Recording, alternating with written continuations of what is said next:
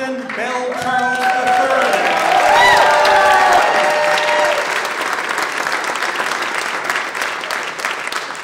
Good evening, everybody. My name is David Levy, and this is True Theater.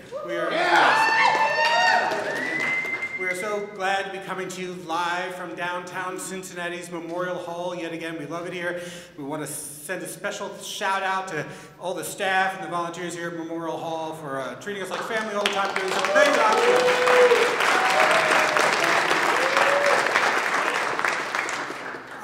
Just a really quick, exciting announcement to start things off. We've added 2 new board members to True Theater recently. The first one's sitting out in the audience tonight. Her name is Marissa Staples.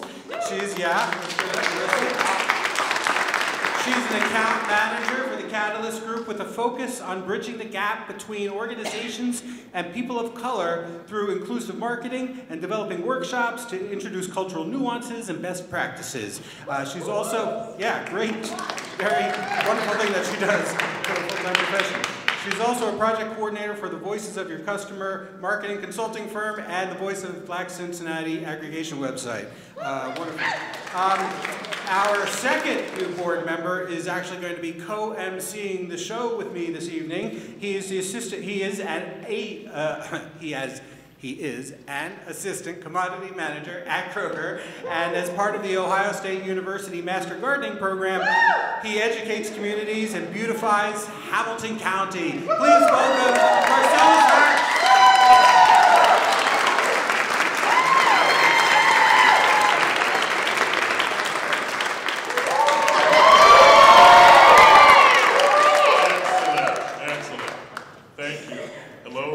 To be here, all that good stuff. Since we're introducing new board members, it is my understanding that we have not done that in some time. It's true. So I'd like to point out that the board is made up of Dave here, Ramona Toussaint, and Zach Money, somewhere out there in the audience. I'm going to assume where the noise is coming from. Also, in case you're interested, our board size is not fixed. So if any of you are some self-starting volunteers and you have some special talents and some time to donate, we'd love to have you join the board and help make all of these wonderful shows happen. So let us hear from you, and you can slip one of us a business card tonight or write us at info@truetheater.org. Great, thank you. Do we have any first-timers here tonight? So glad to see you here. You're in for a real special treat. How about at home? Any first-timers watching? 3, 4, 5. Hey, that's great. It's really super. You're also in for a treat. You're also, by the way, able to watch us from home thanks to the services provided by Northern Kentucky University's student-run media organization, Norse Media, which is, in addition to doing a great job, they're donating the rental of all the equipment that they use to make this evening and this live stream happen, which makes it more feasible for us to bring you live streaming at home. Now, we do want to mention that feasible is not the same thing as free.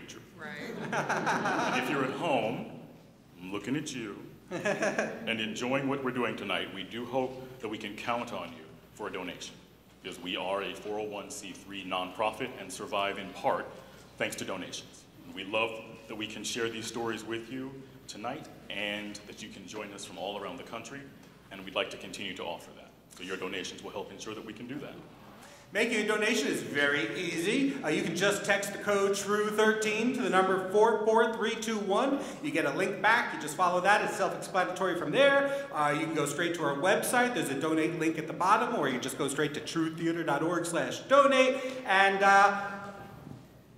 And you can also scan this QR code that's on your screen right now, and your phone, your smartphone, will take you straight to a place where you can donate. Honestly, no amount is too small or too big. You can test us. We'll tell you. And so thank you in advance. And we've got some more news to share with you later, but now for the reason we're all here. At True Theater, we like to say that everyone has a story to tell, and the only difference between strangers and friends is the sharing of that story.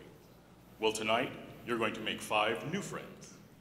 the first of whom came to Cincinnati in 1980 as a television producer, and with her doctor husband had 2 children who aren't doing anything too impressive. One's in law school in Boston, and the other is in rehearsals for an off-Broadway show in New York. So, you know, as you do, right? While our storyteller is now officially retired from B&G, she considers herself a professional volunteer active in many different nonprofit organizations. Please welcome Debra Ruehlman.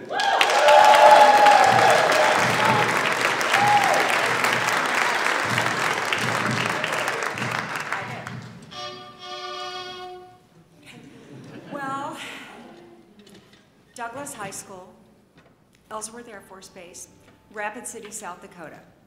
And with that, you know I am not from Cincinnati. Because to the question of where did you go to school, it doesn't have a saint on it. And usually that's not a big issue because I'm an Air Force brat. And when you're an Air Force brat, you're just used to what is home? Well, home can be anywhere. I could say it could be Alaska, North Dakota, South Dakota, Minnesota, Florida, upstate New York, North Dakota again, Fargo even, and Grand Forks, Sacramento, California, where my parents were from, all kinds of places could be home. But I can tell you right now that Cincinnati is where I call home. Why? I'll tell you why. Because some years ago I was on a cruise with my husband and kids. We were out of Los Angeles. We didn't know anybody on the cruise, but you know, if you've ever been on a cruise, you get to know people, especially when you have kids. Your kids hang out with other kids, and then you get to know their parents, and you know, then you're one big happy family. There was one mom in particular that she was every day, "You moved to Cincinnati? You left California for Cincinnati?" Every day. Don't you miss the sunshine? Don't you miss the weather, the beaches, the ocean? And I just kind of, until the last day. Then I let her have it. Nicely. So my story starts in 2004. I had been in Cincinnati for 24 years by then. I had married my husband here and I had 2 children. And one of those children was celebrating her 12th birthday. It was the Friday before Thanksgiving. And we had a slumber party, as you do when you're 12, a teenager, as you know. And it was a spa sleepover. So I was down in the basement with these girls and all these chemicals like, you know, acetone and nail polish and facial mud and all that stuff. The next day I felt lousy. Absolutely lousy. Well, of course, who wouldn't if you've been up all night with a bunch of 12-year-old girls in your basement? But that's okay. I figured a good night's sleep would fix it everything. So on Sunday, I still felt lousy. It was awful. And I thought, of course. It was 2004, the year there was not enough flu vaccine to go around. And being the noble and healthy person I was, I said, no, give it to somebody else who needs it more than me. So as I laid there on the couch, absolutely miserable in my martyrdom, I just kept getting sicker and sicker and sicker. By Monday, I didn't go to work because I was really sick, just stuck on the couch. But, you know, the flu, you eventually get over it. It's not a big deal, right? Until the afternoon when my shoulders started hurting. My shoulders? From laying on the couch? What's that all about? Well, I didn't know, so I called my husband, the doctor, who was at work seeing cancer patients. Now, this man never leaves the office when he's got patients there, because they're sicker than anybody, right? He left the office. He said, I'm coming home to get you. He comes in the house, he says, get dressed, we're going to the emergency room. I said, I can't get dressed. My shoulders hurt. I can't even move my shoulders to get dressed, to put clothes on. I can't do anything like that. He said, this is my hospital. I'm a doctor there. You're my wife. I don't want to take you there in your PJs. He did. We arrived at the emergency room, And they took blood tests from me, and my white blood cell count was apparently sky high. So they started sticking IV antibiotics in me, and that's the last thing I remember clearly for a very long time, almost a month. So what was going on? I didn't know what was going on, but later I found out that, first off, why the shoulders hurt. Okay, when you're a baby developing in your mother's womb, your diaphragm is attached to your shoulders. And as your organs get bigger and bigger, your diaphragm moves down, but there's a nerve that still connects your diaphragm with your shoulders. So if something is pushing on your diaphragm, your shoulders hurt. Did you know that? I didn't either. But my husband did. He knew that there was something very wrong in my abdomen, and that's why he took me immediately to the hospital and left his patients in the waiting room. Well, the first scans were pretty scary, I'm told, because the liver, it was my liver that was just filled with abscesses and white spots, and I won't get into it because, well, I didn't see it anyway, but I've heard about it. And my husband was scared stiff. As an oncologist, all he saw was liver cancer, end-stage liver cancer. 50-year-old woman with 2 children. Fortunately, a biopsy showed that it wasn't liver cancer, and it was some kind of an infection. Now, to this day, they never did find out what kind of infection it was because they'd given me all those antibiotics early on, so nothing grew. So as far as I know, it could happen again, I don't know, but you know, can't live that way. So what else happened when I was out of it? Well, I understand that my husband went to my room one day looking for me in the hospital, and not only was I not there, the room was totally empty. What? Had I died and nobody told him?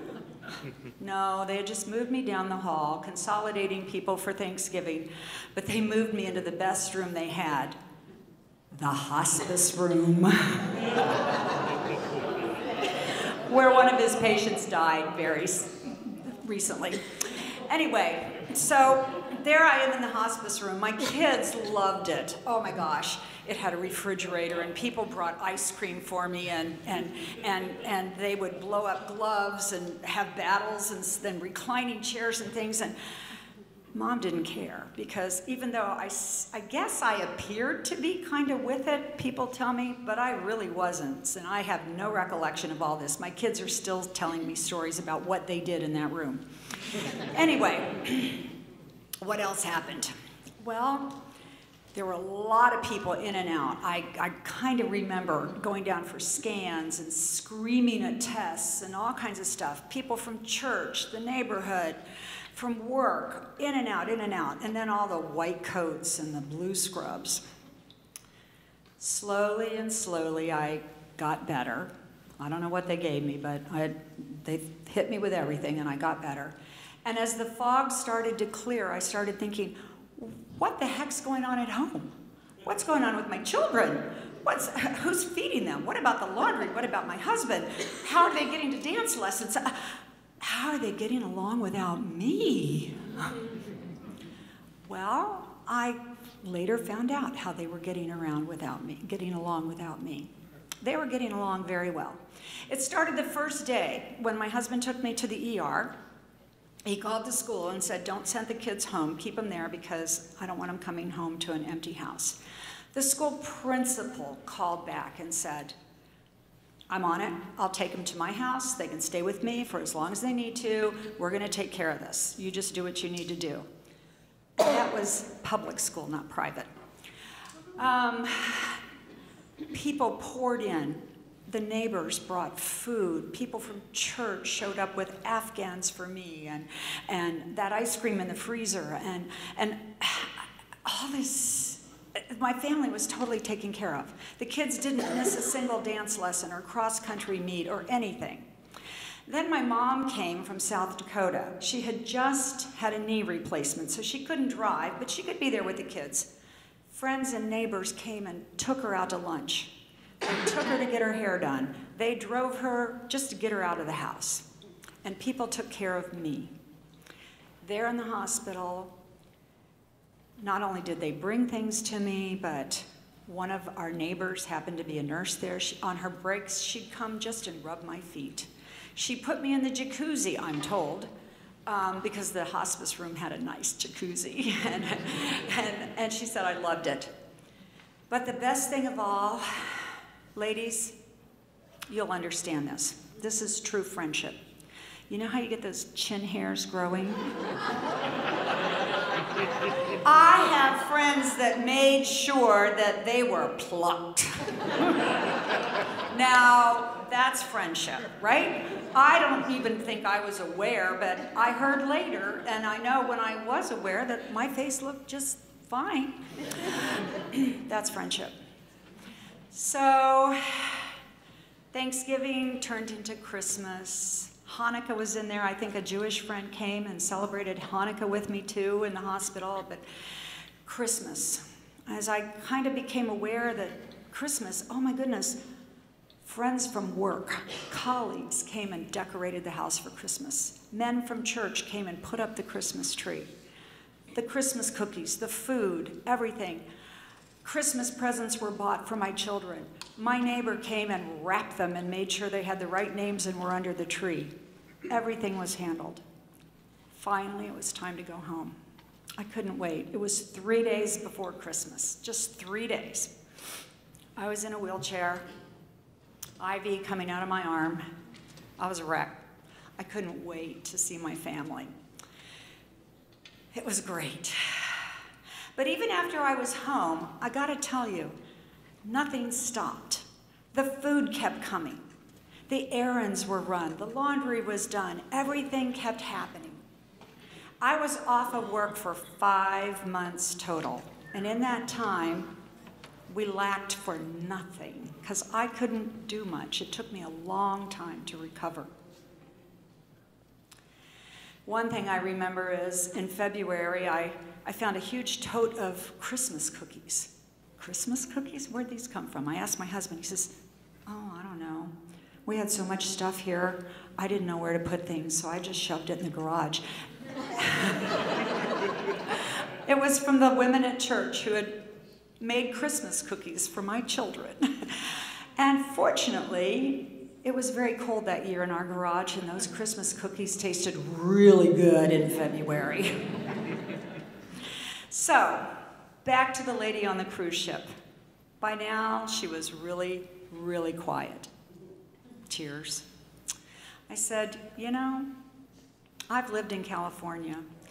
Do you have friends at church? Do you even know your neighbors behind your fenced-in yard and gated community? Who would take care of your family if this situation happened to you? She had no answer. I said, you can have your sunshine.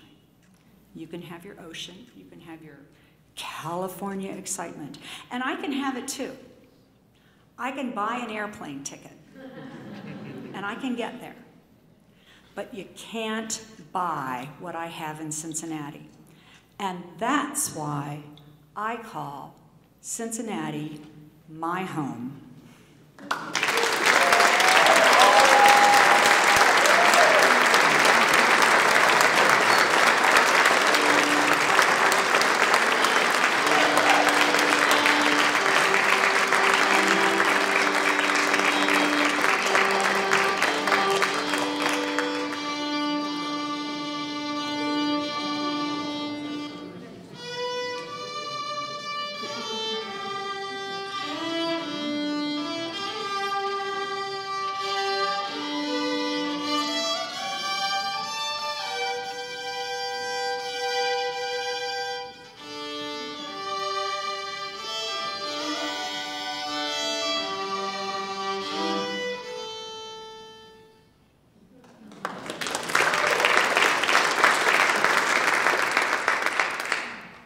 One more time for Debra.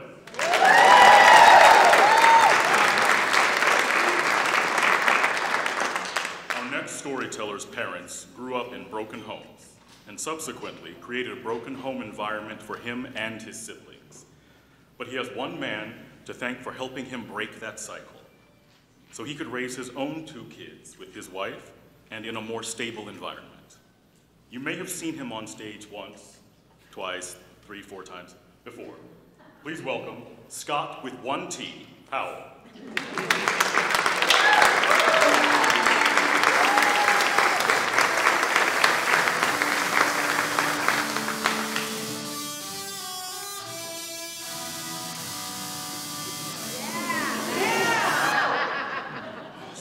This guy is such an amazing musician, man. All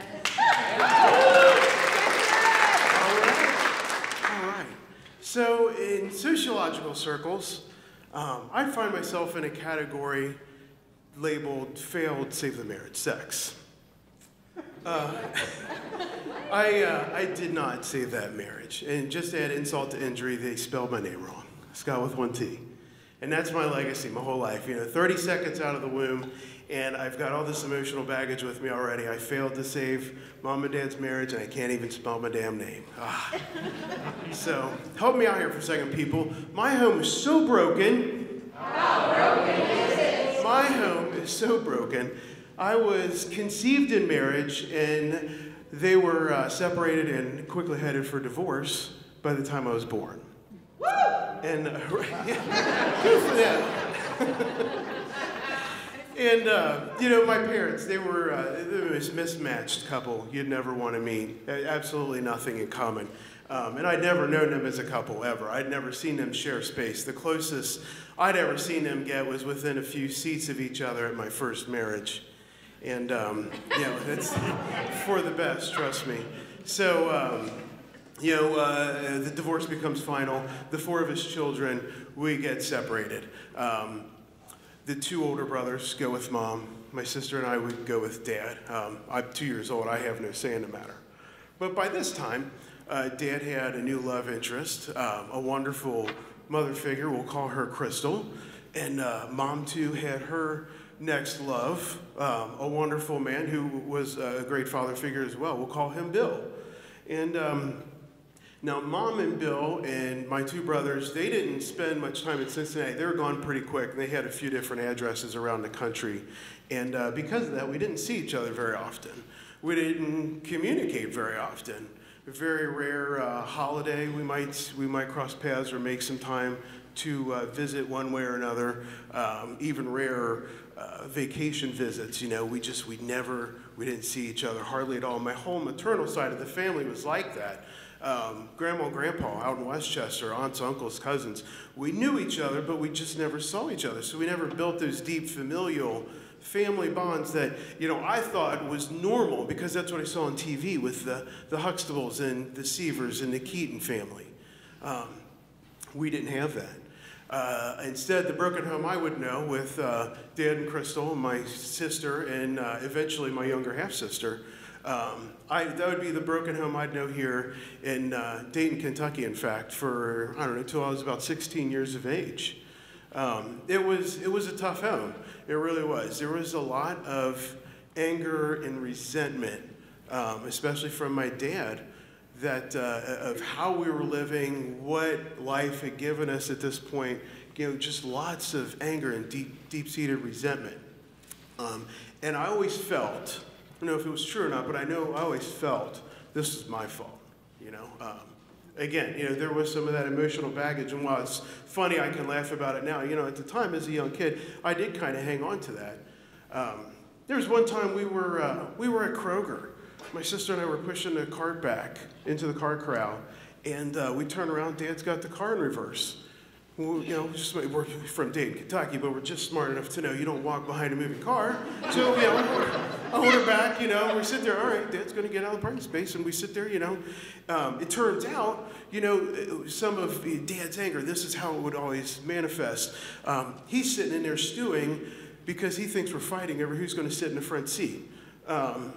That's not the case, but, he finally reaches boiling point, and bam, off he goes. And there we are, he left us in the parking lot at Kroger's, and we're just 2 kids here, and we're lost and confused. What in the hell, what did we do? Why is this happening to us? What's going on? And, we hold hands and we start walking back towards home because, Northern Kentucky, it's this big. We know where our home is. We're walking back, and Dad goes home, pops the groceries in the house, calms down a little bit, and he gets back in the car. He comes back and he gets us, and he picks us up, and he kind of explains why he did what he did, and we explain, no, you had the car in reverse, Dad. We don't want to die. That's all it was, but he made sure that we understood that was our fault. That problem, that experience, that was our fault. That wasn't his fault. And there was so many experiences like that in life, in this broken home. And we got through those things, but on top of this, Dad was a hoarder, which made for an interesting house. Lots of chaos and mayhem, piles and bundles and just stuff everywhere. And I was always afraid to bring people home, to bring friends or even other family members in the house to see how we lived on the inside. I knew we had a lot less than other people. I knew, people had these homes that were uncluttered. They had furniture, usually matching furniture, that probably came from a store, not a flea market or yard sale. And that was, on top of that, gosh, I just lost my train of thought. I'm so sorry. So we're in a hoarding home. Dad's always angry. I didn't have what I thought I wanted out of life. The clothes were hand-me-down. Shoes didn't have name labels on them. I didn't have the cool little pump button on the tongue of my shoe like so many friends had back in the mid-'80s.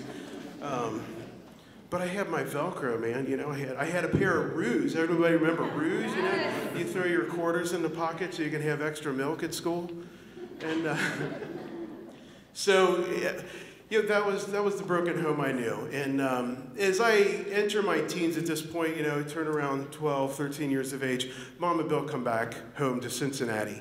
And now we're starting to visit each other.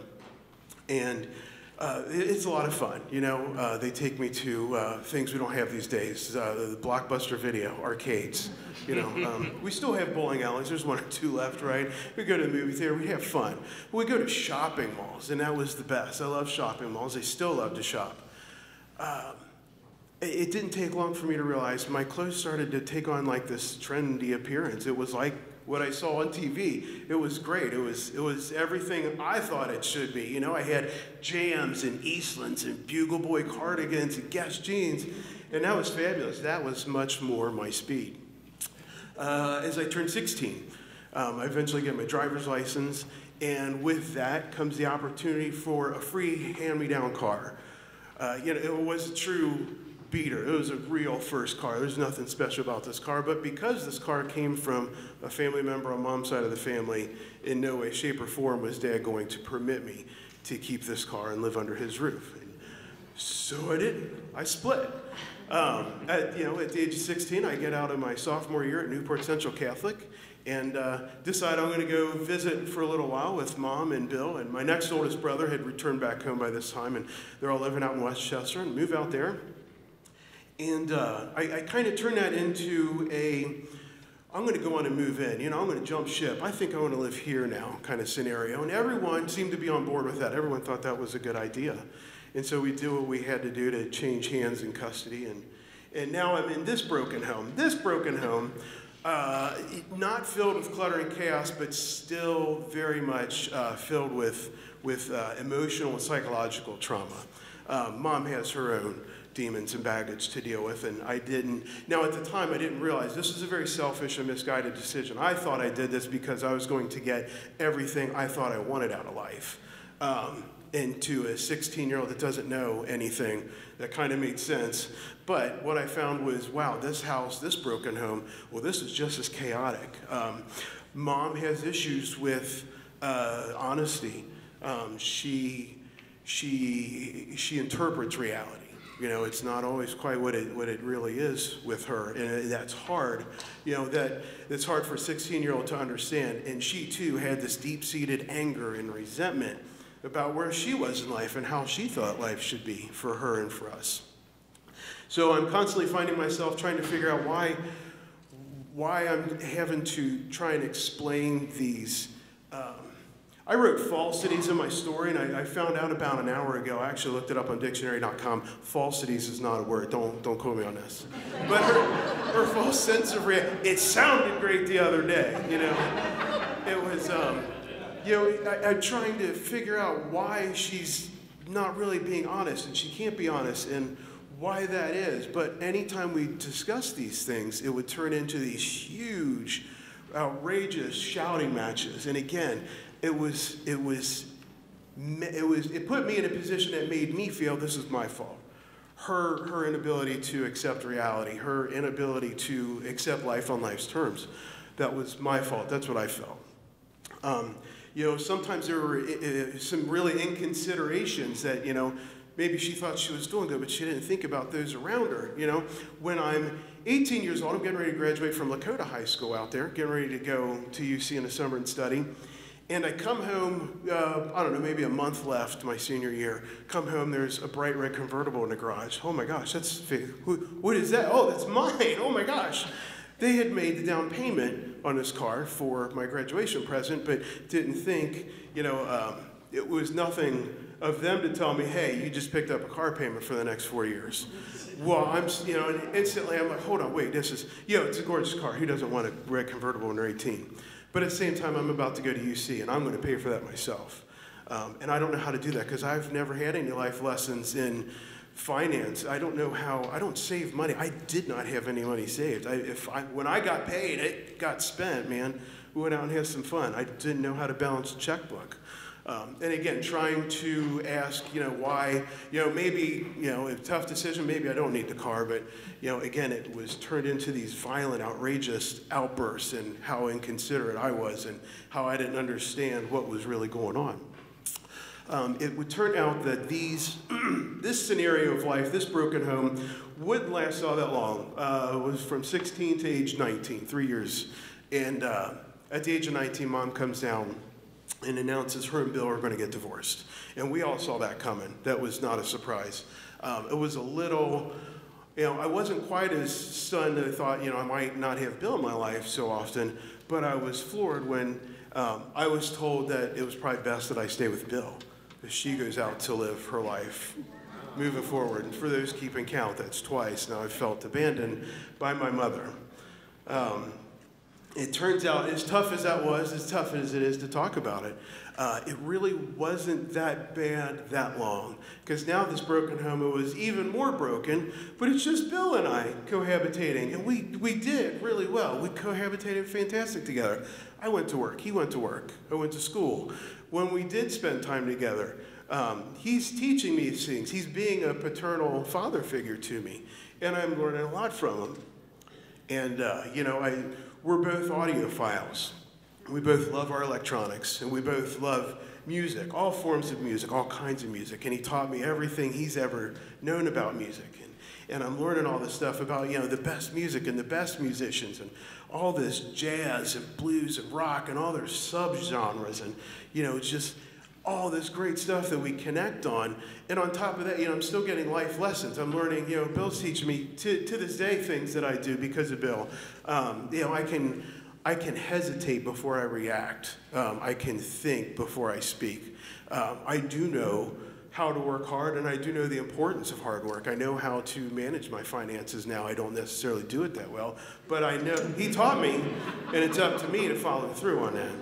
He did. He taught, you know, these are all things that, you know, while Bill was in my life comparatively less than the other homes and the other parental figures, you know, he taught me so much, and he gave me such a safe home. And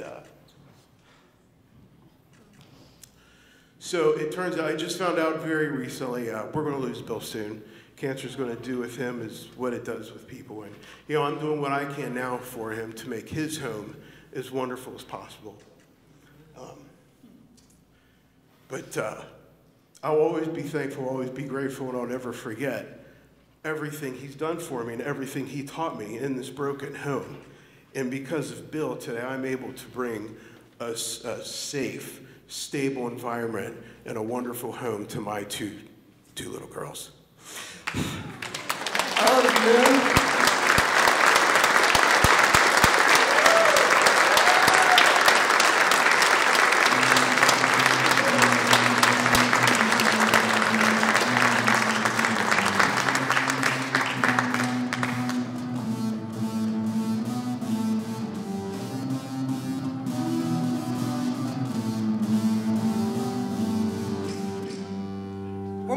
Scot!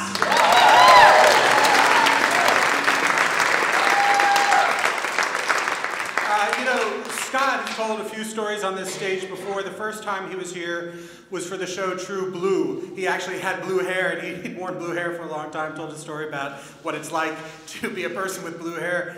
He came back for True Storm. During the pandemic, he told a story at True Dog, and at the beginning of last season, he shared a story at True Nightmare. Now, as a four-time storyteller, he's rather rare, but not unique. He shares that honor with Kevin Crowley, Jack Rubenstein, and Joan Hoxie over here. But tonight, he's the first storyteller to ever have graced the True Theater stage 5 times, and so we want to give him our own version of the 5-Timers jacket. Scot, will you come back out here, please?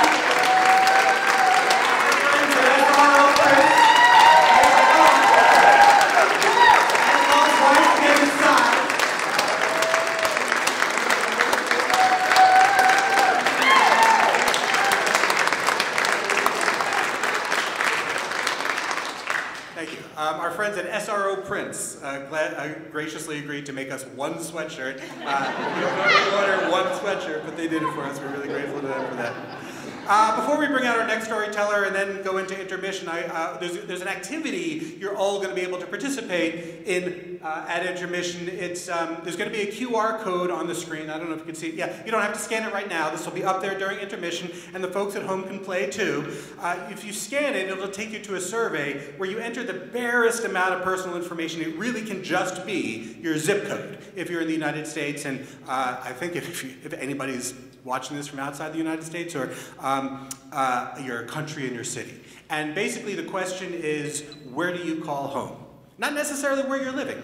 Where do you call home? Or when you think of home, what do you think of? Put in your zip code, and what we're going to do is compile the results and show it on a map at some point during Act 2, and then we'll all marvel at how we've all kind of come from these different places and these different backgrounds and have somehow arrived here tonight to have this shared experience. So the more people participate, the more fun it's going to look when we get that map up there. So please take care of that. At intermission, you can do it right now, I guess, but that'll be something fun for everybody. We, by the way, have one show remaining in our main stage season, but we're also participating in the Cincinnati Fringe Festival this year.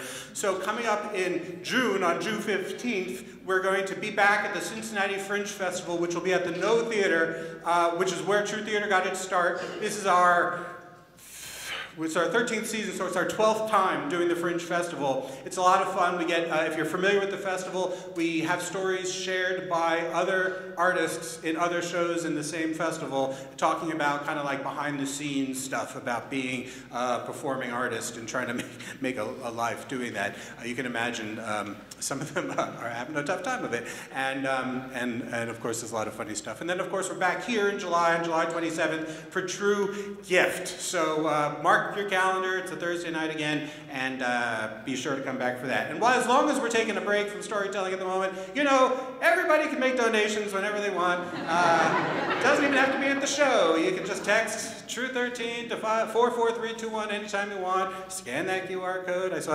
I don't see any of the phones coming out now. I saw a couple coming out during the map. We're just QR code crazy here. But anyway, all donations are appreciated, and thanks in advance. Okay. Our next storyteller and his beautiful wife, Myrna, of 41 years, have been blessed with 5 children and 10 grandchildren. Through raising a family and following his dream career, he sees himself as a servant to God, family, and community. In addition to several career-related organizations, he is a proud member of Alpha Phi Alpha fraternity. And if you've ever driven around Lockland or Middletown, you may have seen his name on either of his 2 funeral homes, which he opened in 2017. And if you were paying attention tonight, you may have already heard his name when we introduced one of his kids, his namesake, sitting right over here, Preston Charles III. Please welcome Preston Charles Jr.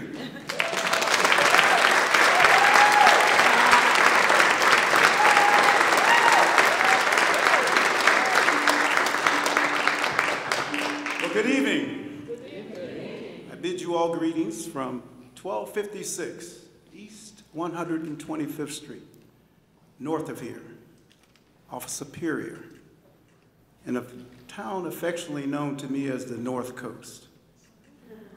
Some of you are familiar with it because you call it the mistake on the lake.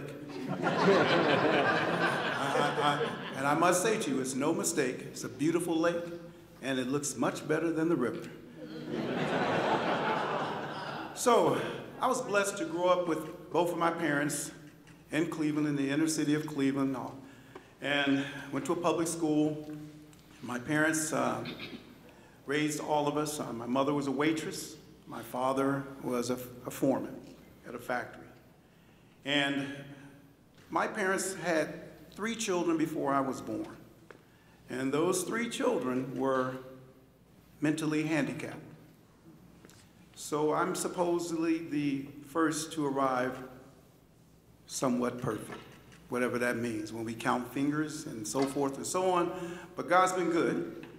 And my mother was challenged by a lot of her friends, though, regarding raising her 3 handicapped sons.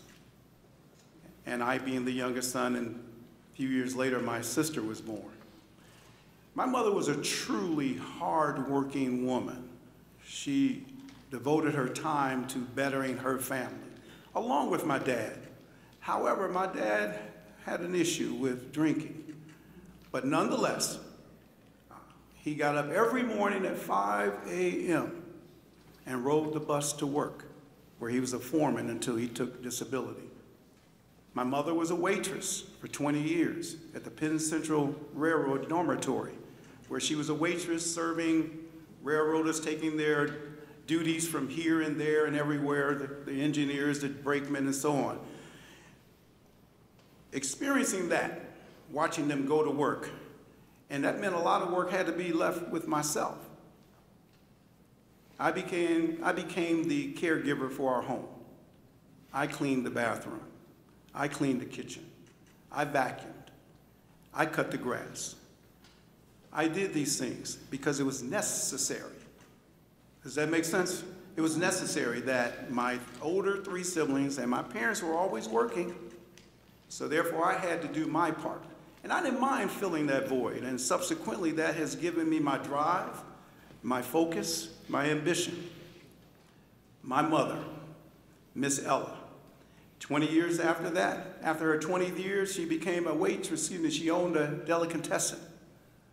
She owned a 48-unit apartment building, all because she was diligent. My grandmother blessed her with an inheritance. She didn't splurge it. She invested it. She always told myself and my sister, you guys can be anything you really want to be. You just got to work hard at it. And actually, you have to work twice as hard at it. And I did not mind that work ethic. I saw that work ethic each and every morning when my mom and dad launched to work. My mother called it the workhouse. My dad called it work. Fast forward, I'm an athlete. I'm also a student. I'm also a paper boy. Had 100 homes to deliver newspapers to. I cut grass. I washed windows. I did whatever's necessary. And at age 16, I was blessed to buy my own first car, 1966 Pontiac Le Mans. Krager mag wheels. And I was proud of that car until my freshman year. Came home for the holiday and somebody ran into me and totaled it. But to move forward, I grew up diligent, but I was always focused on my mother's caregiving to my brothers. My brothers, 2 of them have passed on. My brother next to me is still alive. But my greatest goal as a kid was watching television when I had free time. So what did I watch? I enjoyed Ben Casey, Dr. Kildare, Quincy, and actually my favorite soap opera. I would run home by 3 o'clock to watch Dark Shadows. So that's Preston as a kid. But again, watching my mother being the passionate, compassionate woman that she was, I wanted to help people too.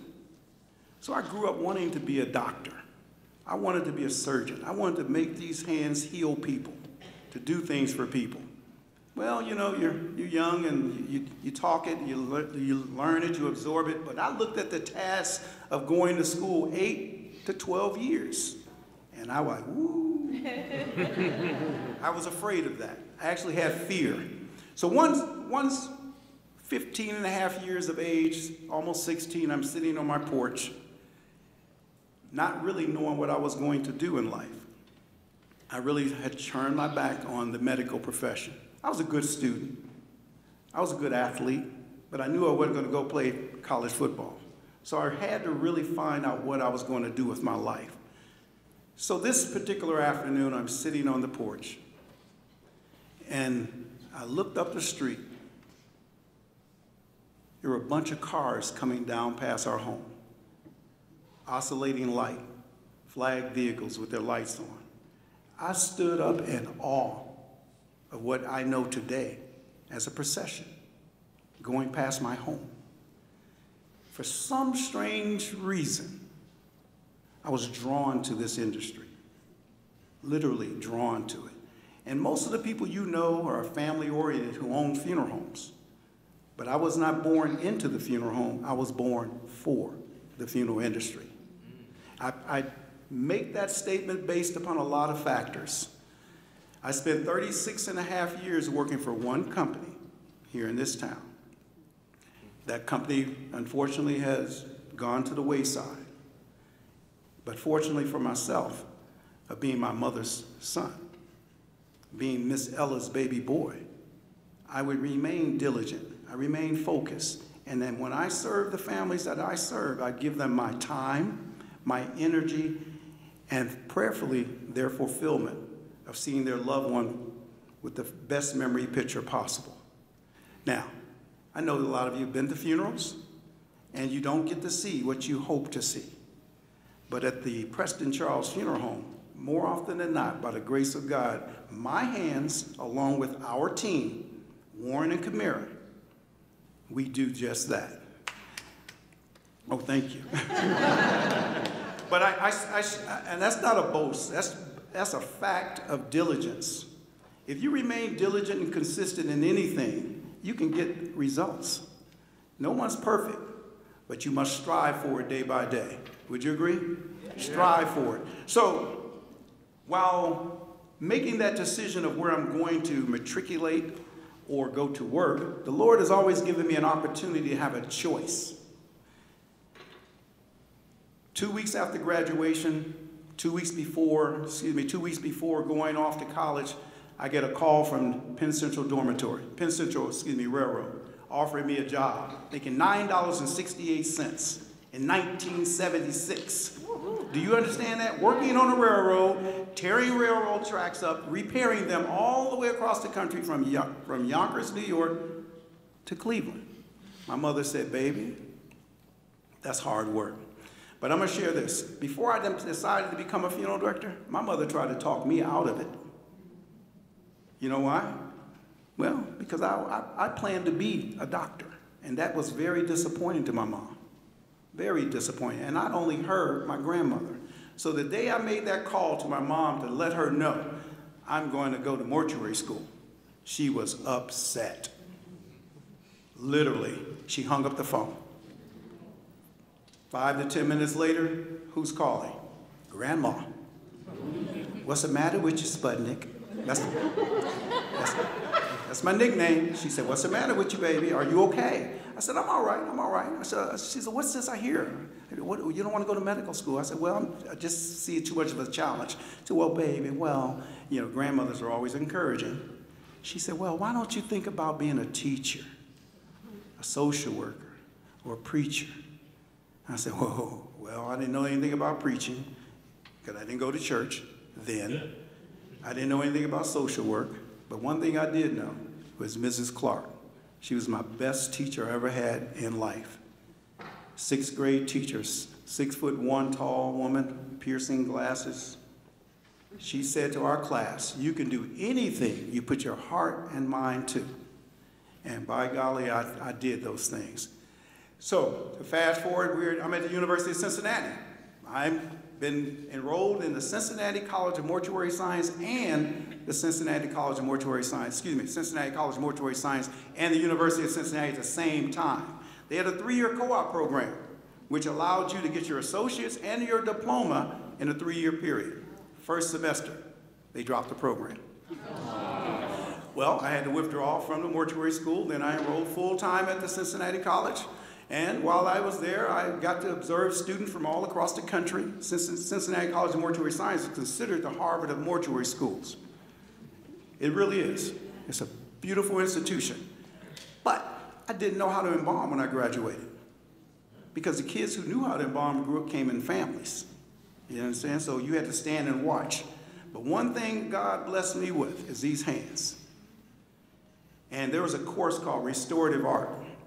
Restorative art is the reconstruction of the face due to an accident or cancer or whatever. And I could actually create a face with plastic wax. So they give you a box with a skull, plastic skull, that you would rebuild a feature of someone. I picked Calvin Larkart. Any of you all familiar with Calvin Larkart?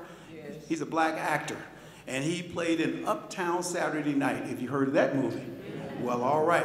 His imagery, his features were so sharp, I recreated that. And out of our class of 67 students, my project was placed in the showcase.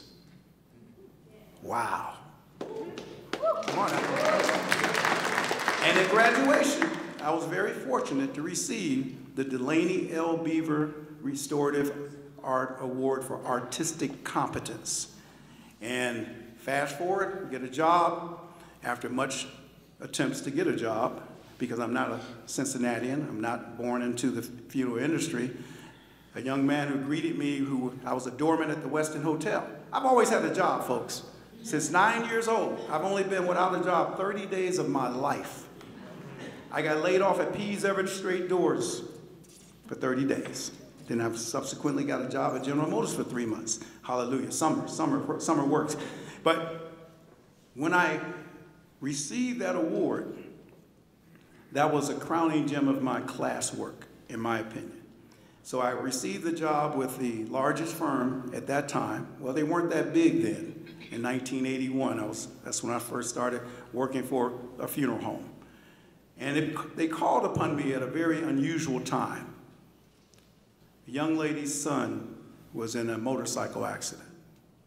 So Mr. Hall, Walter D. Hall, my mentor, said to me, Mr. Charles, you're going to now get an opportunity to do something that 98% of the funeral homes in America could not do. I said, wow, you're going to put that in my hands, Mr. Hall? He said, you can do it. 10 to 12 man-hours later, we called the family in to view their loved one. They had an open casket. She was so elated. The gratitude of her appreciation still impacts my thinking today.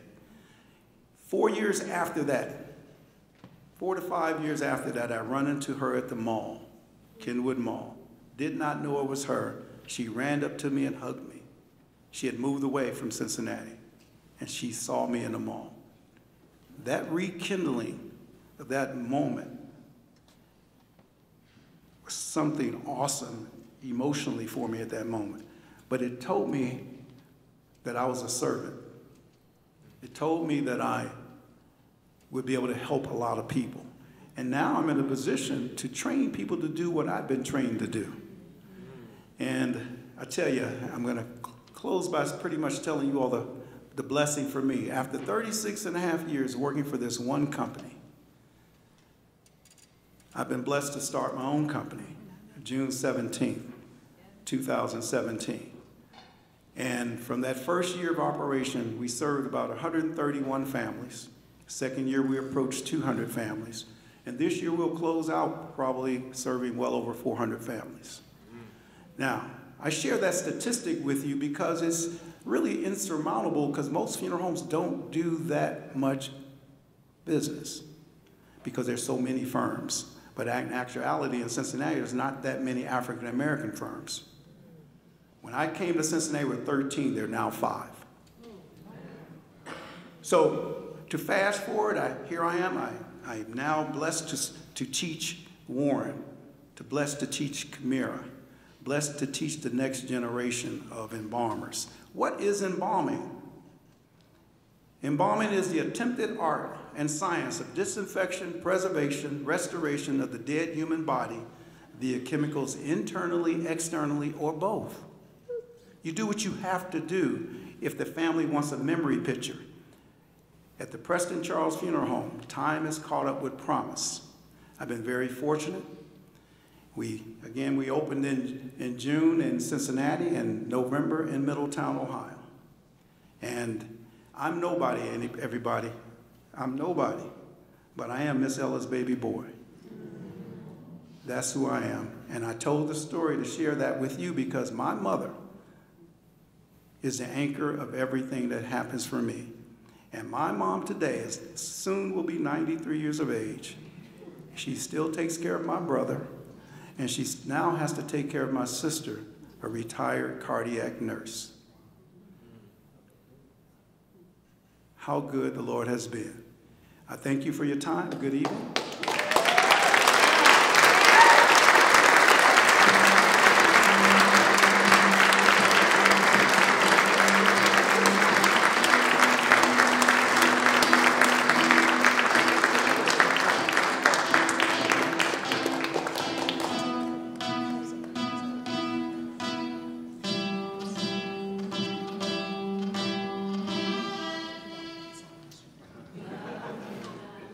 I mean, one more time.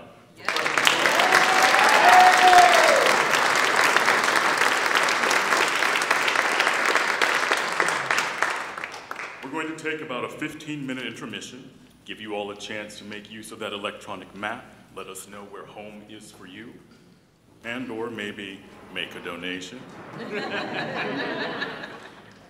You've got 2 more stories left coming up, so please join us back here in about 15 minutes. We'll see you then.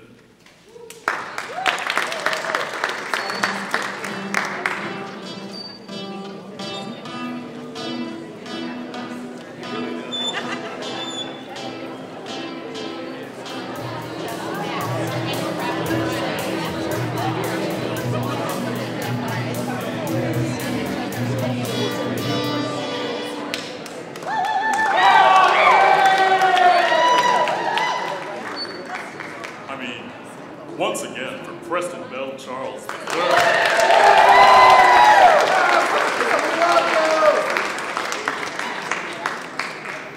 You know, even if this is your first time at True Theater, if you live in or around Cincinnati, you are likely to have seen him around before. Preston busts all over and plays at venues all around town, but he also teaches at Wyoming Fine Arts Center. He's the music director of the Cincy Hip Hop Orchestra, which he founded during the pandemic. And he's played all over the world. He also finds time to work for his father at the now nationally known Preston Charles Funeral Home. And he is the proud father of 2 daughters and a son.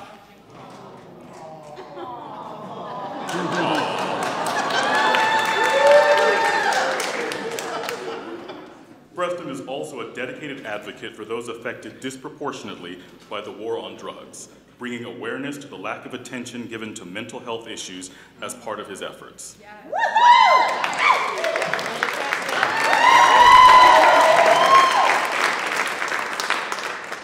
And, as if that's not enough, he's also working on his 2nd documentary, thanks to a grant from ArtsWave.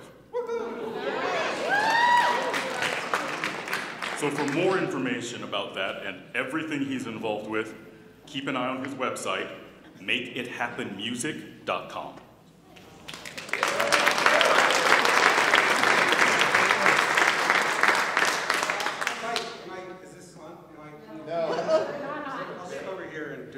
By this point, if you're out there, or perhaps out there, wondering how you might share a story at one of our upcoming shows, it's very easy. There's a form on our website at truetheater.org, or you can write us at stories@truetheater.org, or you can leave us a voicemail at 513-463-TRUE. That's fine. You know what? I'm not even going to repeat it. Don't do that. The voicemail on there is terrible, and it's just do one of those other methods and we'll be great. We're currently accepting pitches for stories for our upcoming show. Remember, that's in July. The theme of that evening is gift. So, of course, we're calling the evening True Gift. And then, of course, if you think you've got a story that we just need to hear, you know, we've been known to add a theme to an upcoming season when we know we've got a story that's going to fit it. And so in July, if you come here again for True Gift, we'll be announcing the themes for that season, and who knows, if we know we've got your story, maybe we'll create the theme for which it might fit. So if you have a story that we need to hear, please reach out to us through one of those two methods. And if you just like kind of what you're doing right now, which is sitting back and relaxing and taking in these wonderful stories, well, then you're going to want to know every time we've got a show or we've got something to offer. And for that, one of the best ways to do it is just follow us on one of our social media channels. We're at True Theater on just about everything. Not YouTube. YouTube's weird, but you can go to our website and there's a YouTube thing, you go there or there. Or get on our mailing list. If you go to our website, this thing pops up and it says, hey, you want to join our mailing list? So do that. And you'll hear from us and you'll know when we're looking for stories and when we're making shows and when we're doing some of the other special things that us and our new board members, and we're hoping to make some really interesting things happen in the coming years. So keep track of us through one of the many methods.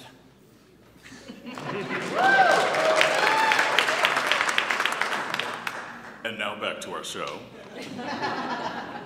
Our next storyteller says she celebrates this evening looking outward with love and appreciation to her big out loud family who I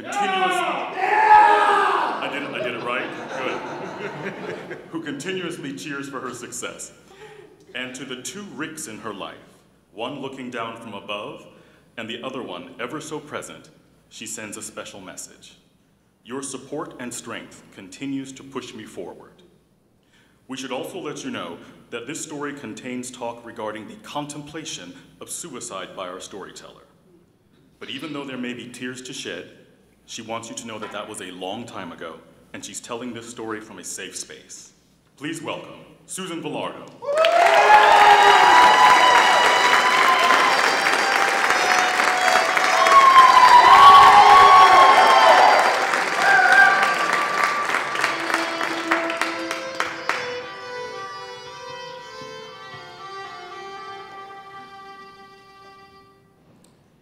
In 1980, I was 25 years old, and I had been living in Detroit for just a little over a year, and I was getting ready to make a phone call to my father back in Ohio, and I was pretty sure my father was not going to be happy with what I was about to tell him.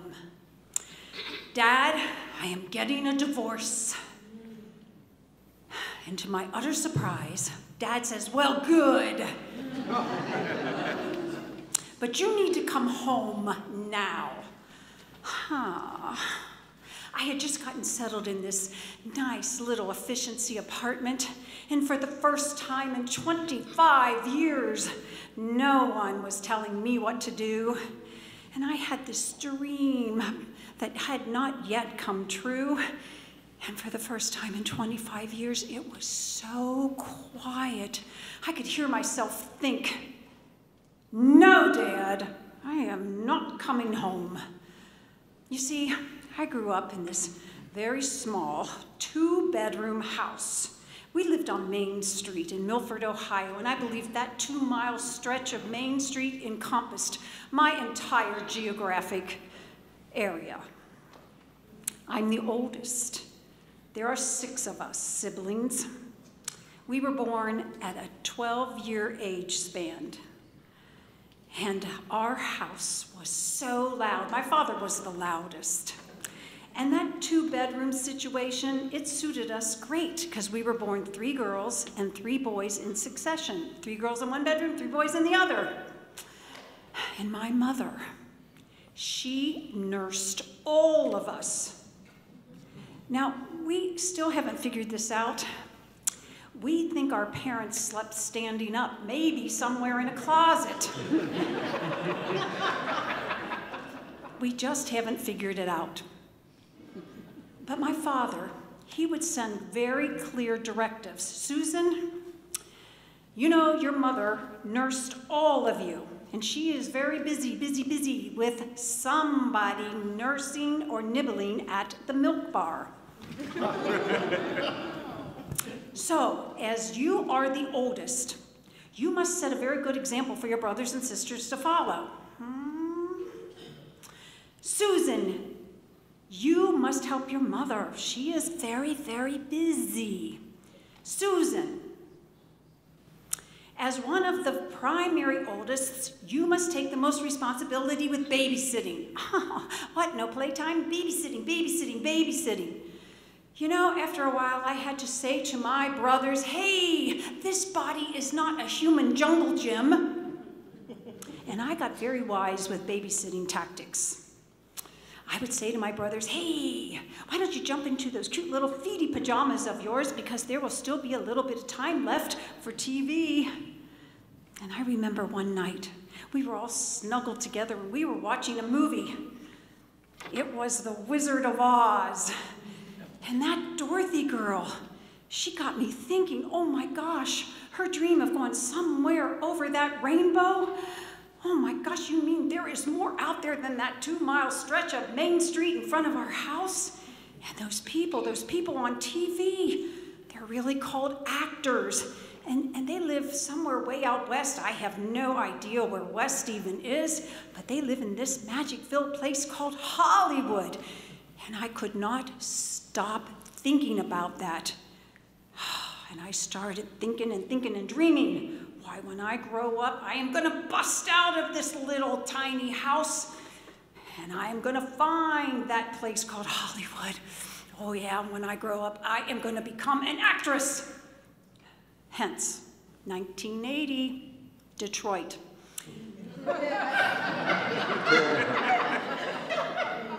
Big moments of truth. That marriage. I'm looking around in Detroit and I'm saying, oh my Lord, Susan, you have a severe sense of directional challenge. This is not West. This is definitely not Hollywood. And another truth. You know, when I was at the altar getting married, I really wanted to say, I do not, because I knew that marriage was doomed from the start, but it was my ticket out. And now finally, I am on my own, and it is so quiet. But I think because it is quiet, I am starting to notice that there is something really wrong. You see, when I wake up, and I wake up way before it is even remotely the light of day, I am starting to notice something about myself.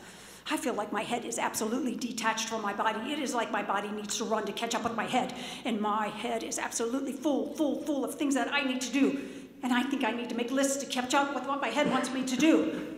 And it says, you need to call people, and you need to go to the stores, and you need to go shopping. And I say, wait. It's only 5:30 in the morning, and you can't call people yet because they're not awake yet. And the stores aren't going to be open until 10 o'clock. And it's like that when I get to work. I feel like my body, it's on overdrive. And people are saying, look away. She's on overdrive. And days will go by like that. And one morning I'll wake up and I feel like someone has poured cement over my body, and I'm looking from right to left and I think, what happened to that fast girl? Where did she go? And I think, I know, I'll drink more coffee. Coffee. But it doesn't help. I am to live like this. I am to live like this for years. And I do not understand because I am afraid to tell anyone about these upswings and these plummeting lows because I think I'm crazy and I don't want anyone to know that I am crazy. So I just push through. I push through these years in silence. But 10 years later, I get married again, and that relationship is taking me west. To Hollywood? No. To Kansas. And Dad calls. Susan, have you met Dorothy yet? Have you seen Toto? Does he not know that everyone makes that joke about Kansas? No, Dad, I have not met Dorothy yet. And Susan, when are you coming home? Not today, Dad, not today. Hope it's something wonderful. Something wonderful has happened to me in Kansas. I have become an actress. And it's not Hollywood, but I don't care. At night, I have met my people, this whole group called Community Theater, and they welcome me in, and I am doing play after play after play. We do one-acts. We do melodramas. I even helped start an improvisation troupe. I'm doing stand-up comedy, and we do the play, the musical of all musicals that absolutely defines Kansas. We put on the Wizard of Oz. Oh, and that marriage that took me out to Kansas, it fizzled. And now the actress is really acting because I hide that I am absolutely broken in two, but I never let anyone see. I'm becoming pretty good at this thing called divorce. And I come to the part now, the part of the story that gets so hard to tell, but that's what I'm here, is to tell you that part. You see, almost 20 years have gone by. And those cycles of mania and depression, because I didn't tell you that before. You see, I have this condition that I don't know I've had all this time, and it's called bipolar manic depression. And I haven't known all this time that that's what I have. And those cycles, they have been coming on faster and faster and stronger and stronger. I don't know this. I don't know this about myself. And while all people can see on the outside is this actress who has gotten better and better at just hiding what she is on the outside, but on the inside is a brain that has become so broken. Absolutely broken, and I am just suffering in absolute silence. And one day, I just absolutely don't want to live anymore, and that is so hard to stand here and tell you that truth. There are just voices in my head, and I am so tired. I have been living for 3 and 4 hours of sleep a night. No amount of coffee can help that. And I decide, you know what? You should just die. I just want to close my eyes. I want to sleep forever. It doesn't make any sense, but it did in my broken brain. And I write a letter. To my parents, I say, just please find a way to forgive me. And to my brothers and sisters who I love so much, I just simply say, I just ask that you try to remember me for who I used to be. And as I fold that letter up and tuck it into its envelope, I think this should give me the courage to just close my eyes forever on that night, but it doesn't. And in that little town where I lived at the time, if you walk far enough to the edge of it, there is this expanse of wide open prairie where the sky meets that prairie plain, and it is so beautiful. And I go to walk there a lot. It is the most lovely feeling. It feels like I can just walk right out of my skin there. And I don't know what makes me do it, but on that night, I grab my coat and I just go out because I just want to walk there one last time. And I am almost to the edge of that prairie when I realize, oh my God, I have walked out in a pounding, freezing rainstorm, and the wind is actually howling, and I am thinking, yes, of course you would, because only a crazy person would be out in weather like this. But I just keep going, and I get to my prairie, and I don't realize that the ground is completely frozen over. I slip and fall, and I am completely on my back. And it is just the last pathetic straw, because I am so filled with self-loathing and hatred, and I'm lying there. And my mind is just whirling, and I'm thinking, oh, great. We've got this little town newspaper, and I can hear the headlines now. Crazy woman found frozen to death on Kansas prairie. And then I think, wait, no. That's not gonna work, because I really have to pee.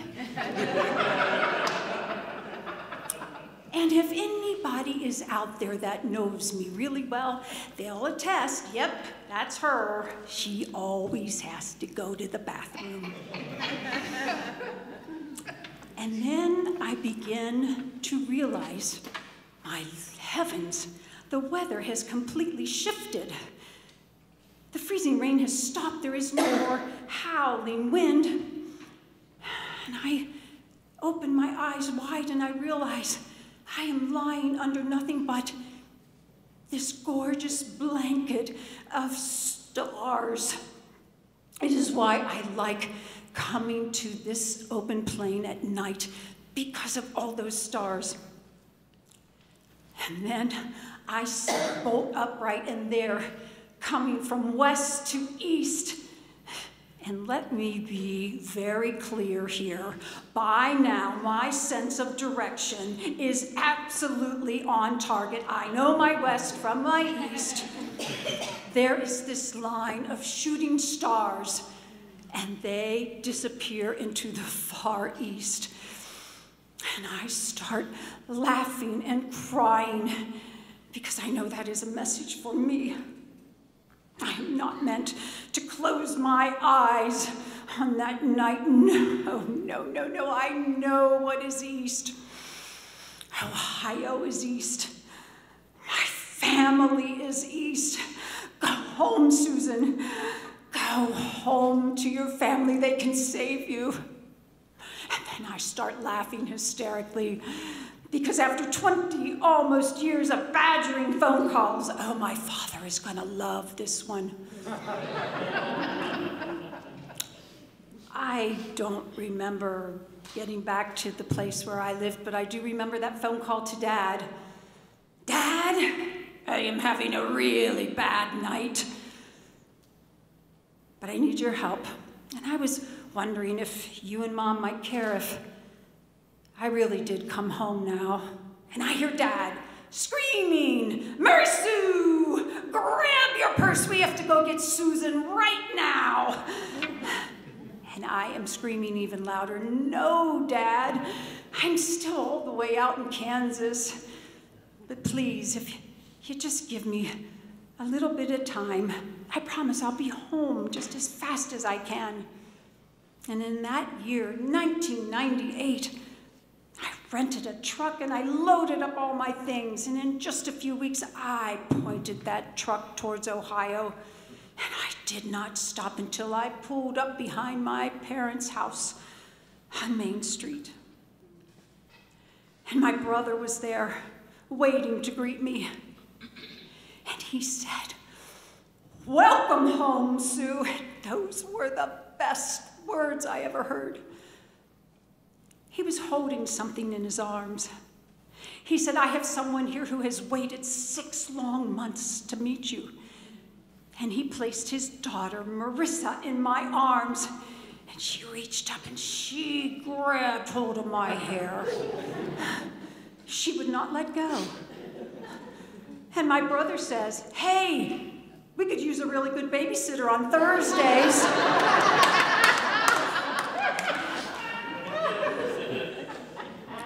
And I have measured those days and those weeks that have passed by since then with nothing but joy and gratitude, because I did get good help for my bipolar condition. And I am standing before you because I am so alive and I am so happy. Because I've looked across the table at Marissa just this past July as she and I celebrated together her 25th birthday. And I know what Dorothy meant when she clicked her heels together and she said, "There is no place like home." Thank you.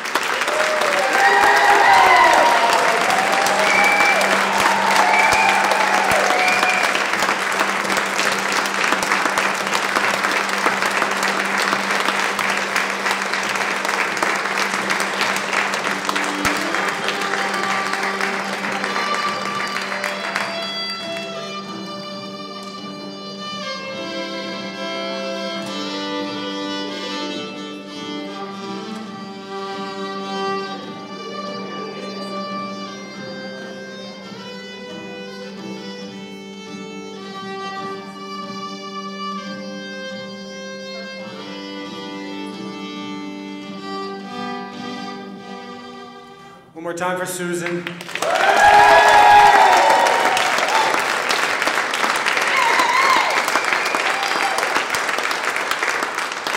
Before we bring out our final storyteller tonight, it's time we look at the map and see where everybody calls home. Maybe you are going to have to zoom out there. Oh no, she's going to refresh the screen. Hold on. She's refreshing. This was one of the, we didn't practice the step of refreshing. Hold on, but it's going to happen. I promise you, it's more impressive than this. Okay, well, I'm just going to tap dance for a little bit until the refreshed screen. Thank you, yes.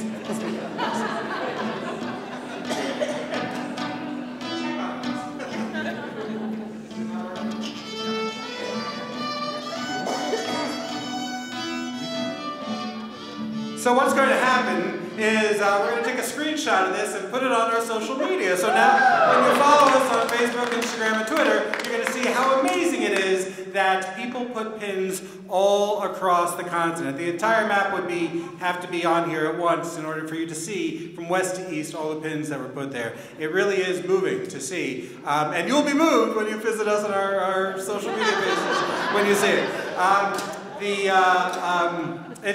I just really am always so conscious of the fact that somehow everybody who's here, started their journeys in different places, in different times, and took wildly different paths, and yet somehow we all come together for this shared experience. And tonight, now you're the first-timers too, right? Part of this community, hearing stories and feeling these bridges that get built between strangers, turning us into friends. So really appreciate you all participating in this. There was like 80 pins on there. You'll see, it's really great.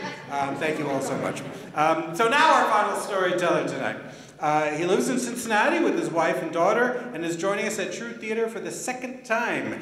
If you remember the phrase uni unco, couple of you, then you've seen him before, but you don't have to know what that means to enjoy his story. Please give it up for Micah Hornung.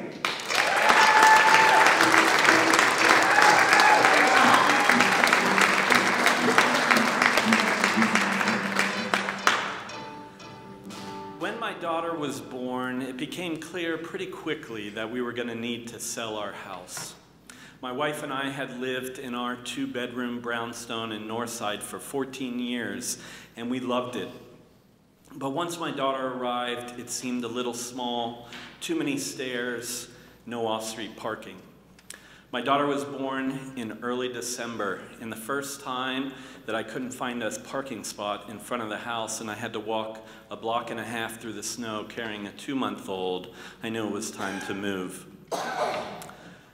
We loved the neighborhood, but we couldn't really stay in Northside, or we would have just ended up with the exact same house that we had only 3 blocks away. So we cast a wide net over the city, and our criteria was kind of modest, but it also was set in stone. So the house needed to be a little bigger than the previous house. Off-street parking, yard would be nice, and maybe a playroom for my daughter. So we got to look. It took a little while, but eventually we found a 3-bedroom ranch on the west side with a 2-car garage. It was almost, but not quite, twice the size of the north side house. Had a finished basement that was fully half the square footage of the house. That basement had a large gathering room with a wet bar. That would be my daughter's playroom and a place where my wife and I could relax with a drink or play games with our friends and family. Had an office with a cedar closet that excited my wife. There was a nice-sized utility room filled with cabinets and a full second bathroom. First floor was an open concept with a combined living room, dining room, kitchen, and 3 bedrooms off of the hallway. It had a spacious front yard and backyard with a fire pit and something we didn't know we needed until that moment, which was a pool. So, this seemed like the kind of place that my daughter could grow up in. It seemed like a place that filled me with dreams about what we would do as a family in this house. So we put in a bid and it was accepted the next day, and things moved very quickly as we tried to sell the north side house and move in, get ready to close on the new house. Late July came and we received the keys to our new house. Our realtor had gotten us a bottle of champagne and some cupcakes, so we rushed to the new house and ended up down in the basement to celebrate. My daughter was 7 months old when I set her down on the carpet for that first time. She had only been able to crawl just barely at that point, and she'd only been eating solid food for a couple of weeks. My wife and I had our toast to our first day, and I took a bite of my cupcake, and then I decided to explore the basement. On the far side of the main room was a built-in bookcase, and as I started to walk towards it, I realized that my socks were getting wet until I stood in front of the bookcase in an inch of water on shag carpet. The entire basement was flooded, and our first day festivities were over. So the first thing we did was tear up the carpet. We had been to a home improvement show maybe a couple of months earlier, and we had taken some information from some basement waterproofers. So we called them. We were still living in Northside, so we just gave them access to the house to do their inspection, and then we met them there for them to go over their findings. It had been raining excessively hard over the days prior to us taking the keys. They said that did play a part in the amount of flooding that we had, but our basement had been taking on water at a much lesser degree all over the house for a very long time, as evidenced by the mold and mildew that was throughout it. So their solution was I would tear everything out of the basement down to the walls. They would then come in and jackhammer the floor around the entire perimeter of the house. They would put in a drain that runs to the sump pump, and then they would fill that in with concrete, gravel and concrete. And there's a little bit more to it than that, but that's the main idea. So they would give us about 48 hours notice is what they had said. So I had to kind of start to tear that basement out immediately because their time frame was sometime in the next 5 months. Could be as soon as a month, probably by the end of September, definitely by the end of the year. But I would need to have the entire basement torn out by that time.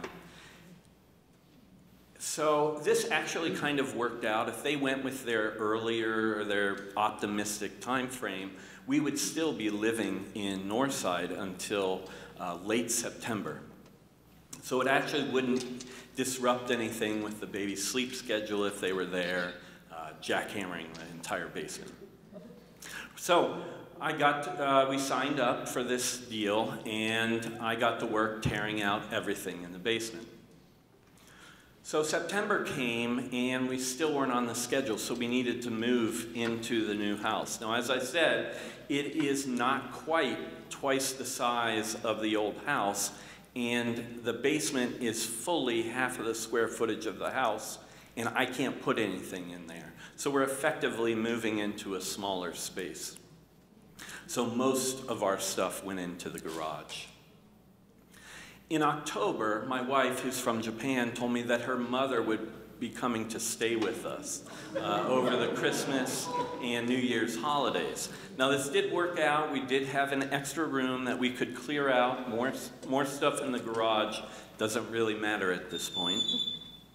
But she also said she wanted her mother and the three of us to take a trip out of town for a short vacation in early January.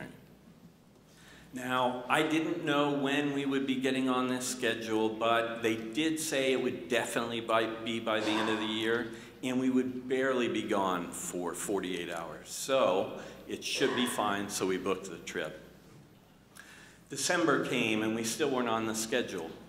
My daughter turned 1, and she started to walk on her birthday. She would load her stuffed animals into a wagon and push it around the house, the first floor, and explore. Her grandmother arrived from Japan at Christmas time, and we enjoyed the holidays together. My mother-in-law was completely unmoved by the drama of the basement, as basements aren't a thing that exist in Japanese houses at all.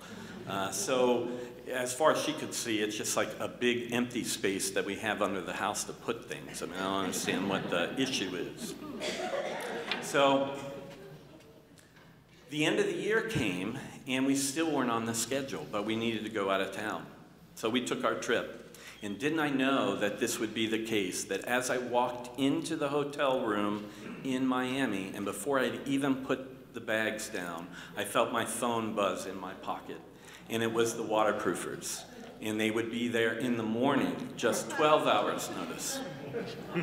I said, I can't be there in the morning, I'm in Florida. And he said, must be nice, you're off the schedule, we'll see you in late March. So, a bummer, right? But it didn't ruin the trip. It was great. It was a great trip with my mother-in-law, my daughter and my wife, and we were on the beach, and it was great. And then we returned to the chaos of half a house and living out of a garage. But we did see the light at the end of the tunnel. We were getting closer to March. We had a date, March, the end of March, and it's coming. And all right, this was 2020, and they called in mid-March and said, due to the shutdown, you're actually off the schedule, and we don't know when you'll be back on it. So uncertainty again. Although at this moment, of all of the uncertain things in my life as we head into the shutdown, the basement was of the lowest priority. And it was actually a pretty nice time in that new house.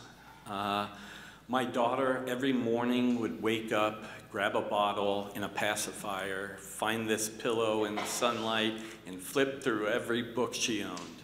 It was like newspaper and coffee for a toddler. Then afterwards, we would either walk up the street to the church on the corner and look for rocks in the parking lot, or she'd look for sticks in the yard. She'd explore the first floor, and at night I would sort the garage and make walking paths. So it was actually pretty nice. The shutdown ended, I went back to work, and the waterproofers finally arrived. The whole process was going to take about 3 to 4 months, where they would be in and out of the basement and we wouldn't really be able to use it. However, we were entering summer, and we were in the yard pretty much all the time, and especially at the pool. So it didn't bother us at all. Then September came, and they were finally done. And I could finally put things back into the basement. However, it was completely destroyed. It wasn't what I had bought at all. I had bought a house with a completely finished basement that we could enjoy ourselves in. And now I had a jackhammered up, concreted floor with nothing in it. But on the positive side, I could finally start to rebuild to where we were supposed to be. My daughter was 2 years old when I started the mold abatement in the basement. Her toys had gotten bigger by this point. So we had a wooden toy kitchen bolted to our dining room wall. People would come into the house and they'd say, "It looks like a daycare in here." Not because she has too many toys, but because because of the open concept, everything she owns has to be right there in the entryway. The next thing I did was start on the office in the cedar closet. My dad helped me do those rooms, and so my daughter got regular visits from her grandma and grandpa. My daughter was 3.5 years old when I finished the closet. And very quickly after that, I finished the office. At that point, my daughter was helping us to cook in the kitchen when I unpacked the book to go into the office of baby food recipes that we no longer needed. After that, I got started on the utility room. My daughter was 4 years old when I finished up the utility room. At this point, I have friends who like to remind me that I bought a house with a bar and a place where we could play games. Why haven't we played games in the past 4 years? Currently, I'm about to finish the floor in the main room, and my daughter's about to get a playroom. If you had, my daughter was 7 months old when I first set her down on the floor in our new house. She's 4.5 now. She's never been in the basement since that day. She knows we have a basement. She knows I go down into the basement and her mom goes down into the basement. But she has no interest in this room. Her home is the rooms that have her mommy and daddy in them. Her home is the bed, her stuffed animals, the sticks in the yard. If you had warned me before we bought this house that I'd be living in half a house for 4 years, I definitely wouldn't have bought this house. However, if you ask my wife and I now if we regret it, and if we would do it all over again, knowing what we know now, we absolutely would. The memories that we've made in this house so far have been better than the dreams that I had when we bought it. It had been half a home, half a house, but it was always a whole home.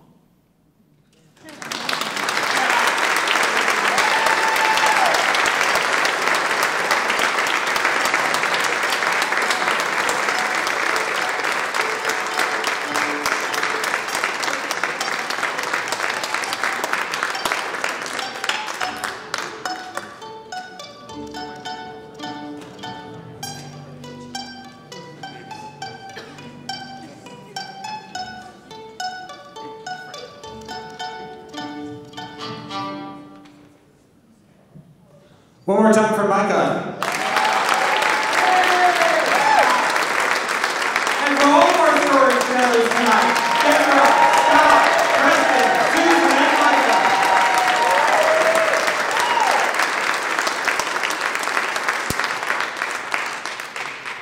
And Preston Charles III.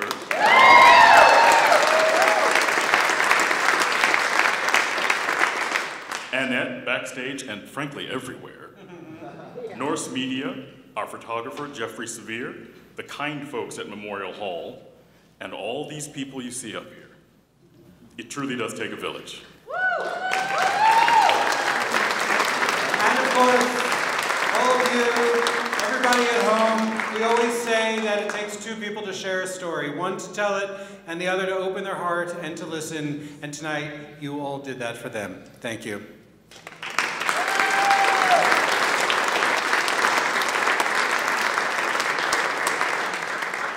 And also thank you for any donations you've made this evening, or are about to make. And we look forward to seeing you in June at True Fringe, or July, back here for True Gift. But until next we see you, Be true.